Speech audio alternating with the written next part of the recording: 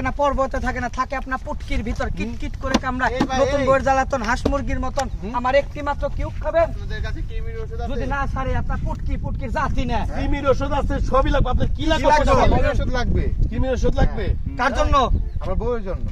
আপনার বউর কি কৃমি উথাল পাতাল দেয়? High high. কৃমি একটা ফাইল দিয়ে এক দাও। ফাইলই যথেষ্ট, দাম মাত্র 100 টাকা। 100% গ্যারান্টি।